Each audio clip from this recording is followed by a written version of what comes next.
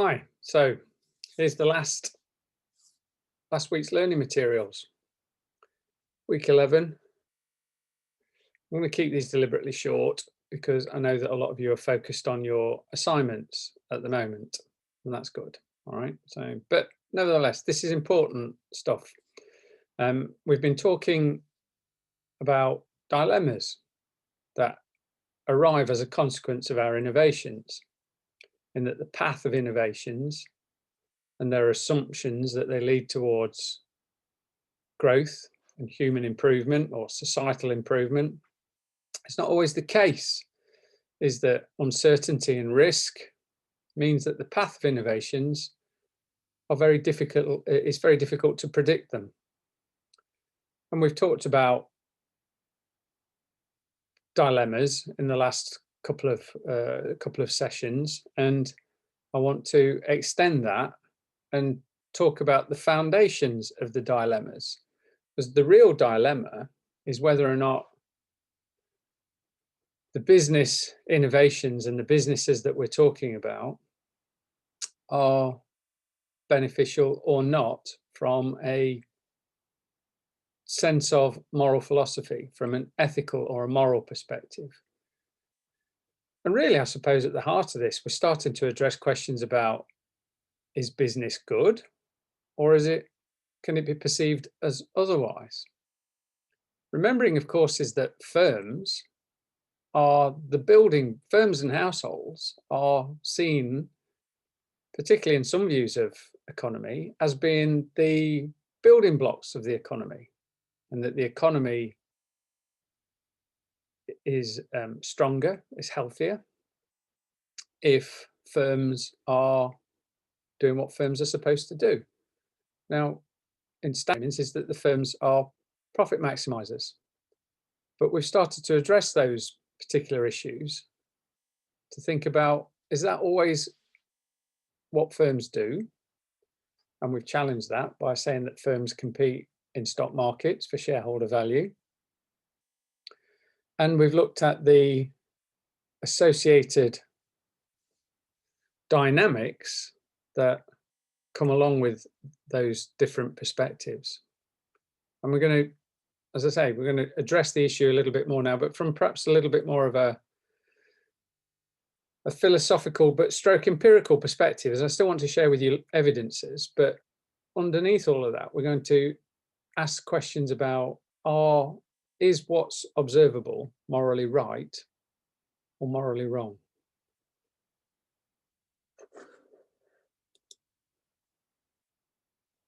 So let's do a quick synopsis. Financial crisis 2007 and the collapse of the financial system is that we saw widespread bank bailouts and loans from other sources. As an example, Barclays took loans from one of the Middle Eastern royal families in order to keep going. We saw increased government debt as a consequence of bank bailouts, which ostensibly put the onus of the debt onto the public, as opposed to the banks that had taken the debt or taken the loans in the first place. We also saw a credit crunch where the banking system failed systemically, which led to further issues in the financial system, where central banks and government joined together in order to create an influx of liquidity in order as an attempt to try and restore normality. And what we've seen from that is that markets have grown, but the productive economy has flagged, slowed. And this has been exacerbated by COVID-19, that where any growth from 2007 to 2019 had occurred, there's been effectively, well, we're back to stage one again, aren't we? Yeah. And corporate profits prior to COVID-19 had surpassed the levels in 2007, but income levels for working people had stagnated, or in the case of the UK, declined.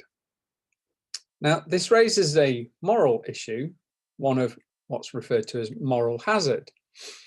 in that if banks can engage in activity that is likely to result in the systemic breakdown of the financial system, but they know that they will be bailed out by the lender of last resort, the central banks and government, where's the moral limitations on what's deemed to be acceptable?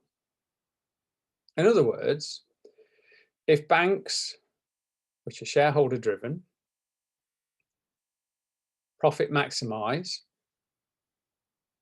but in their processes of doing it, engaging in bricolage, they're building in risks because of uncertainty, which ultimately fail,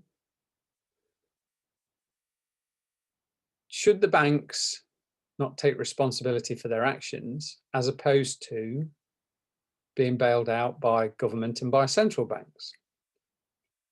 Where's the moral break? Is there a problem here that banks can engage in activity which is very risky in the knowledge that the central bank would bail them out? There was an expression that the banks were too big to fail, that the thoughts of the banking system failing was problematic for the global financial system. And so government needed to step in, had to step in, otherwise the banks would fail.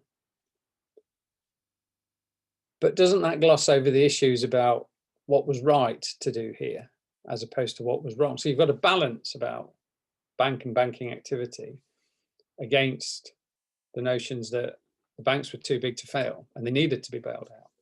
But where's the redress? And it creates all sorts of moral problems, doesn't it? About, well, was it right to bail out the banks and use central bank capacity to create liquidity? Or should the banks be being allowed to fail and the system would have been started up again? And what would have happened to depositors? Who would have lost out if the banks had failed? So all sorts of moral questions are raised here. But we've also gone further than just looking at the financial moral hazards. We've created, we've discussed a system, an economic system that creates enormous income and wealth inequalities. But further than that, it also creates an inequality of opportunity. And I've talked about here, I've listed here what's referred to as the digital divide.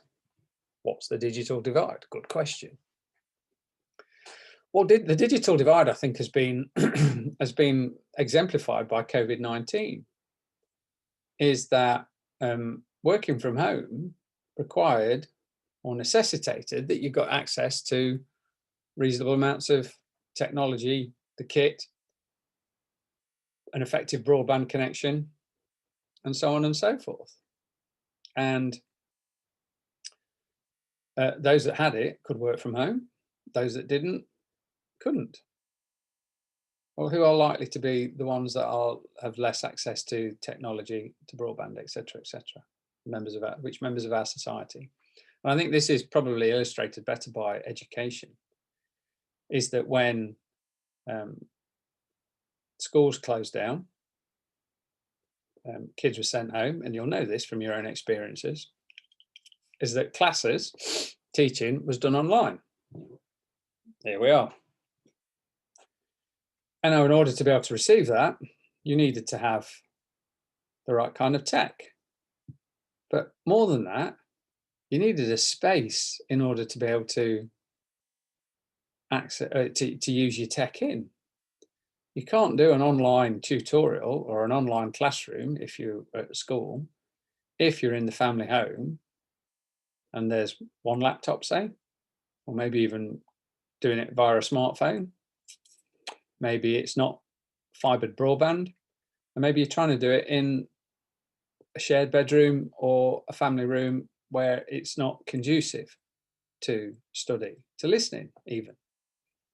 And that creates all sorts of problems in that the connection rates vary across the country as well. If you are outside of a major city, is that sometimes the connection rates are quite low. The broadband rates are quite low. The bandwidth is quite low, which it limits your capacity to be able to share in the access to learning materials. And I think that this is, the digital divide is also exemplified by older members of our community who might not be as tech savvy. But where are all the best deals? Let's consider utility prices, gas and electricity. If you want to take the best gas and electricity prices, or access to the best gas and electricity prices, they're all online. They're online accounts. But if you don't have access to the tech, and there are a surprising number of people over the age of 60, 65 maybe, who are not really au fait with the kind of tech, that's still a form of the digital divide, not necessarily because of a limitation of access or opportunity of access, but another limitation, a limitation that's just been established by age. And again, this raises questions about, well, is this right or is this wrong? What's the moral position that we should take here? And furthermore, we talked about the immateriality, still difficult to say, of tax liabilities. I can't offshore my tax liabilities, or I can't negate my tax liabilities, but the wealthier members of our society can through tax avoidance programs. And corporations can quite easily avoid their tax liabilities. As an example, in 2016, I think it was, is that I personally paid more tax in the UK than Starbucks did. Just let that sink in. That's not because I'm fantastically wealthy. That was just my lecturer's salary and the tax that I paid as my income tax that I paid as a consequence of what's known as pay as you earn. I pay my tax at source. Starbucks in that year paid no tax at all into the UK. And their justification for not paying any tax in the UK was, we don't make any money in the UK. Now, you're all budding scholars of business, but you already know something about business for your prior experiences and studies as well. And you've got to ask the question is that if Starbucks have got 137 restaurants in the UK, because that's what they call their shops, cafe bars, 137, and they don't make any money here, why are you here? What are you doing? Well, of course, we need to look at the money and the accounts and the flows of money, follow the money to see what's happening here, because Starbucks is set up as a franchise, which means that each restaurant pays a franchise fee back to its franchise office, which is in Luxembourg, which is a tax efficient jurisdiction. Next, each Starbucks restaurant needs to buy its coffee from its wholesaler, which is a wholly owned wholesaler based out of Amsterdam, Holland, actually. I'm not sure it's Amsterdam. It's in Holland anyway, which is another tax efficient jurisdiction. So considerable amounts of costs for the coffee, the raw materials, it's everything that Starbucks sells, plus the franchise fee, disappear from the income statements of restaurants in the UK and disappear to more tax efficient jurisdictions. Now the surpluses, the cash surpluses, are recorded in Ireland. So that's where Starbucks head off European offices, which is a tax efficient jurisdiction, meaning that on paper, Starbucks makes no money in the UK. And the only thing that's left in the UK is the wages that they pay to staff, which does have some beneficial impact, but the staff will pay tax to the Exchequer through purchases and through income tax, but the corporation tax that would have been liable is not paid in the UK. Is that fair? Is that right? Moral questions. And then we also talked about precarious working, in that I've argued that at times in history is that one particular side of the capital proletarian dichotomy is dominant, has more power. In the late 1970s in the UK, labour unions and the workers had considerable amounts of power. Was that morally right? Currently, in our financialisation era, it's quite clearly that the owners of capital, the rentiers of our societies, have huge, disparate amounts of power over the rest of society. To the extent that capital owners have been able to influence the regulatory processes by influencing policymakers, and under the ideologies of free markets, is that we've stripped back regulations, set the markets free because they self-correct and they come to equilibrium. So whilst we might have stripped away regulations, we've also stripped away environmental protections as well, which is contributing to climate change. And back to labour, is that whilst we've stripped away regulations on business, we've increased the regulations on labour, in that trade unions now, if the labour force wishes to organise, are not allowed in certain sectors of the workforce. Certain sectors of the workforce cannot withdraw their labour. There are restrictions, very tight restrictions, on labour's capacity to be able to protest. Furthermore, there have been growing political restrictions on the rights of the citizen to be able to protest. In addition, there are increased regulations on protecting one's intellectual capacity, intellectual property rights. The amount of patents has grown substantially over the years. R&D contributes, the D element pays for an awful lot of patents. So it's not a complete bonfire of regulations, is that regulations that have allowed business to maximize their profits or increase their profits, increase their cash, and ultimately pay shareholders have been removed. But other regulations, such as intellectual property rights and those on labour, have been increased. And they have a dual-fold thing, is that you can protect the business as an intellectual property, and you might say, well, that's perfectly right if the firm has created its intellectual property. But it does allow corporations to price gouge pharmaceuticals, as an example. Or indeed the internet, because Apple, Microsoft, Facebook, Amazon, and Alphabet, Google didn't create the internet. They weren't responsible for the development of the internet. The internet was developed by the public sector, but the private sector has been allowed to exploit it at apparently no cost. The workers, whilst profits have increased, the workers' share of the income has declined. And through digital technologies, is that we've seen platform-based working, either through a platform or for a platform, zero-based contracts, gig working, which has made the working life of many people within our societies, and these are in advanced economies too, highly precarious. A substantial proportion of our workforce, of the workforce, are either underemployed or either one check away or one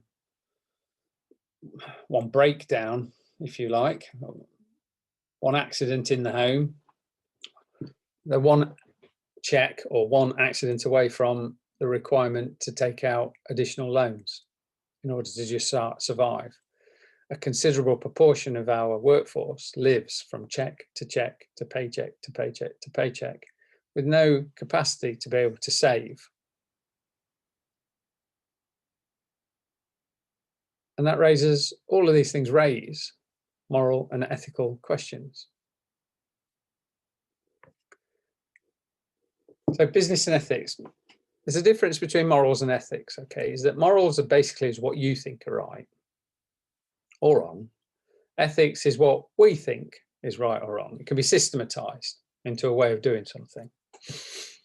So we refer to ethics as a branch of moral philosophy that examines concepts of right and wrong to systematize, defend, and recommend appropriate behavior, meant to guide what we do. Ethics involves the collectives or a societal perspective.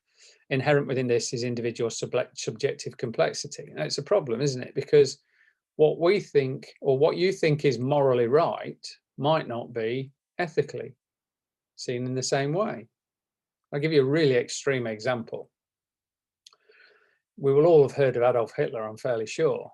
Now, I have no doubt that Adolf Hitler believed that he was morally right in what he did. However, ethically, his actions were repugnant, disgusting. And it works the same with work too. Let's say you work in something, well, let's take my own example, is that I used to work in making and selling alcohol.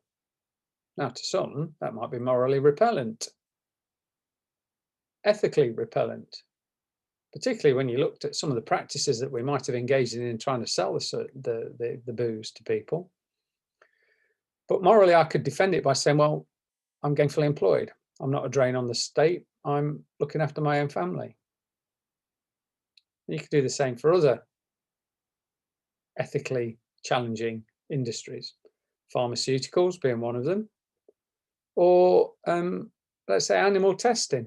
Let's say if you work in an animal testing lab, you can morally defend it, but ethically it might be problematic. So there's all sorts of there's no such thing as just right and wrong here. Again, like most of what we've talked about, there's lots of areas of grey. And when we apply ethics to business, it refers to the principles and standards that guides that particular business, and will be always an addition to the regulatory framework, because the regulatory framework is the bare minimum, the bare legal minimum of what people are required to do. And as we know, is that if the conjuncture is right, the bricklayers will try and find ways of pushing the envelope of the regulatory and the moral framework. And we've seen examples of that there.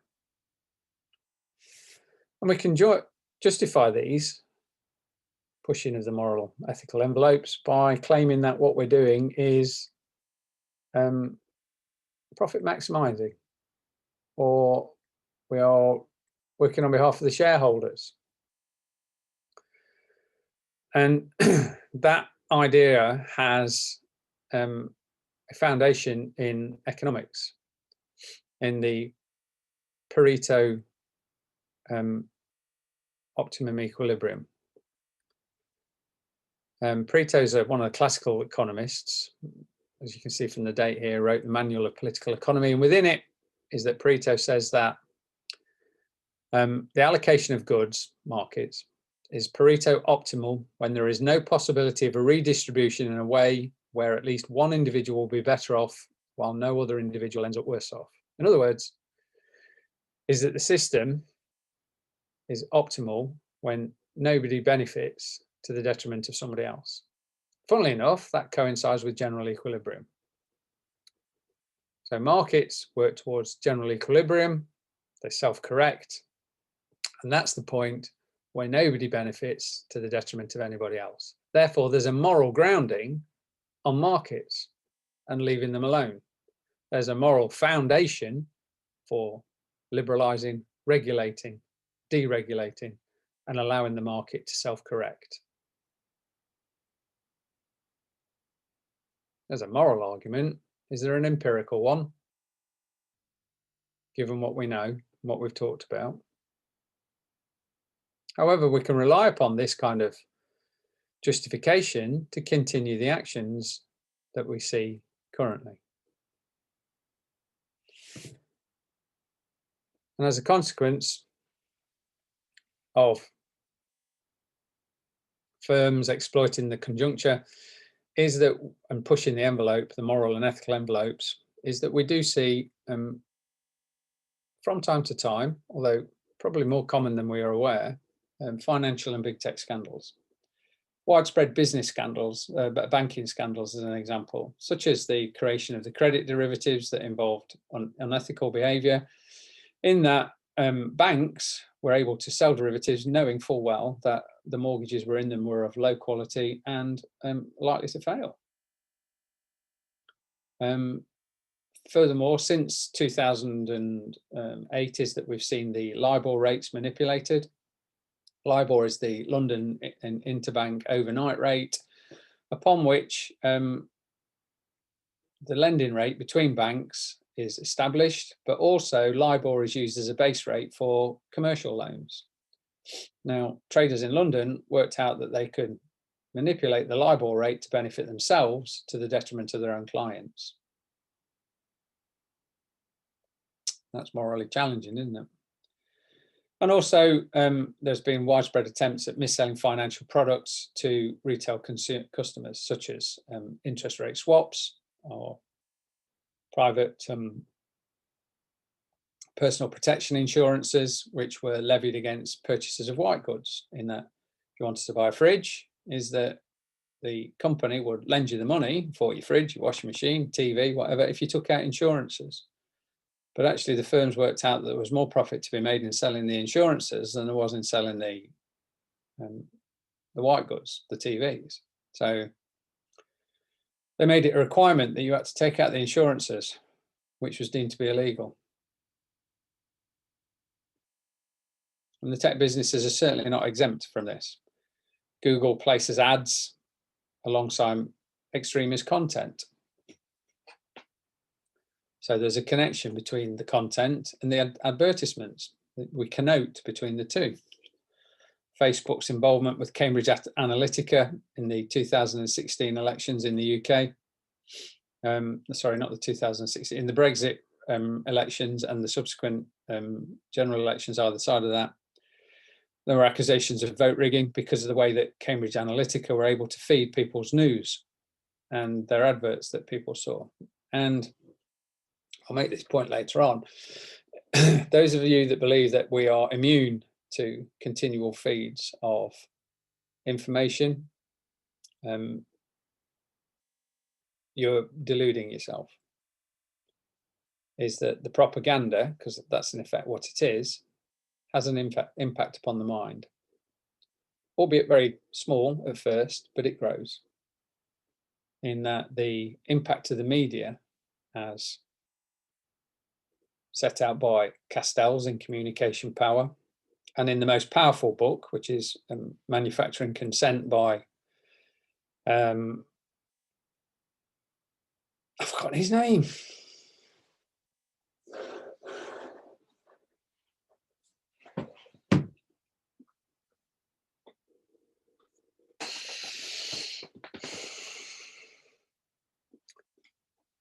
Manufacturing Consent by Noam Chomsky, show quite clearly how we are influenced by the messages of the media. And people that hold powerful positions within the media, like governments, as an example.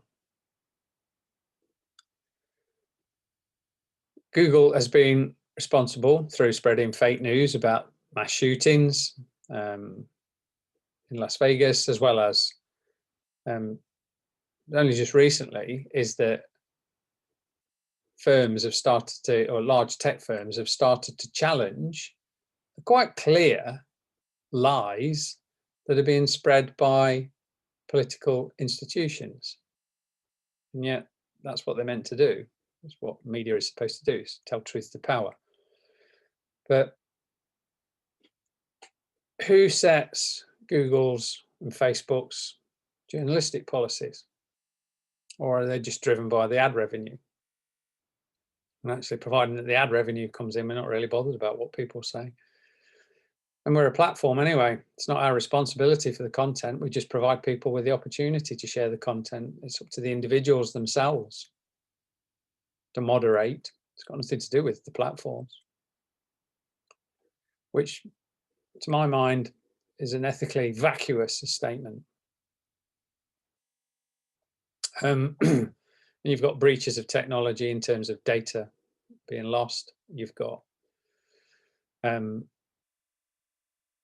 malware, software, cyber hacking, which leads to privacy theft and so on and so forth. Apple has admitted to slowing down old technology by actually building code into operating systems that slows the technology down, which renders it useless. So you end up having to buy more and more and more. And I could go on and on and on about these things. And we'll come back and talk about some of these in the second and third parts of the video. But business scandals can be found within finance and tech quite widely. The world's banks have been fined 321 billion. It's not a small amount, is it? For wrongdoing. And these are the things that we know about. 321 billion in fines by financial regulators since the financial crisis.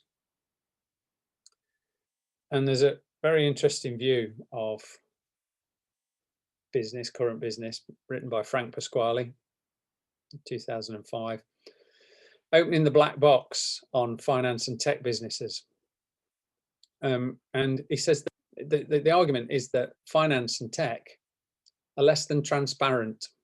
They're opaque. We don't know what they do. As an example, you don't know how banks arrive at the credit score, your credit score, but your credit score may determine whether or not you get the loan. But it's not transparent. We don't know how it's calculated. And furthermore, you don't know about the algorithms that the big social media corporations utilize in order to collect information on you. You don't know what information has been collected on you and how they collect that information. And more importantly, you don't know how it's used.